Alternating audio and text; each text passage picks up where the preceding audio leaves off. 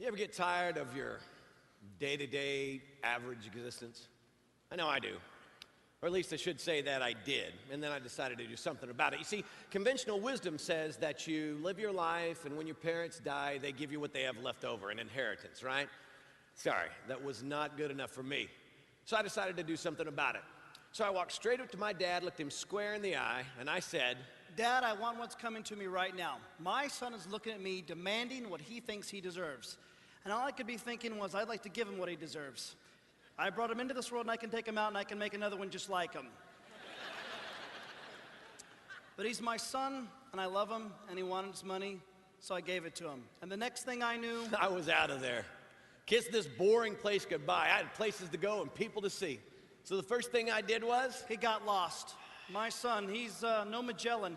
I heard he got lost at least 4 times before he even made it out of our hometown. It wasn't 4 times, okay? It was 3.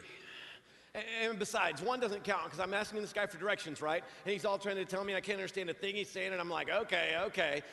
And then the other 2, well, you know what? The only reason I can't follow directions is because somebody never taught me. Is that what he said, that I never taught him? No, I taught him, he just never listened. Listen, it doesn't matter.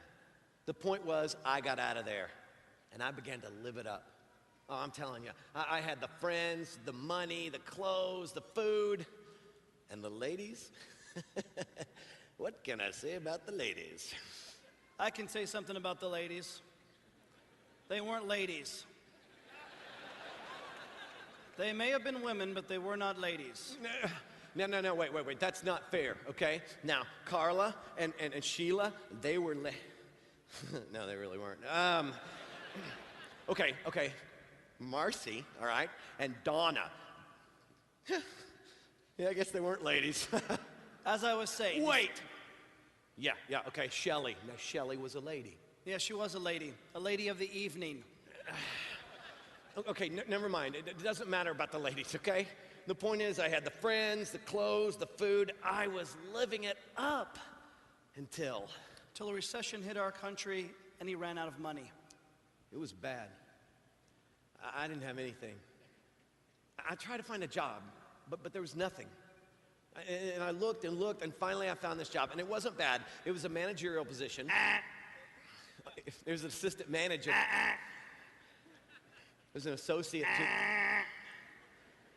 Okay, I was a bacon preparation assistant.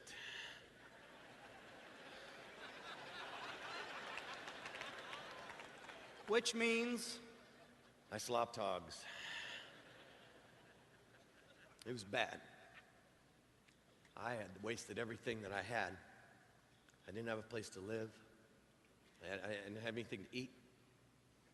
Every day I'd be feeding the pigs, and I would look at the stuff that I was feeding them, and I gladly would have eaten it, but I couldn't. They wouldn't let me. And so I lived in agony, realizing that I'd squandered my life, and I just lived painfully day after day after day. Day after day, I'd watch and I'd wait for him, and my heart would only ache as a father can for his child. But hear me on this. I never gave up on him. I knew that he would come back one day. One day it hit me. I realized that my father's lowliest worker lived like a king compared to me. I mean, at least they had a roof over their head and food to eat. So I wondered, what if he doesn't come back? What if he doesn't come to his senses? What if I never see him again? Again and again, I ran these thoughts through my head as I began my journey back home. I knew what I would do.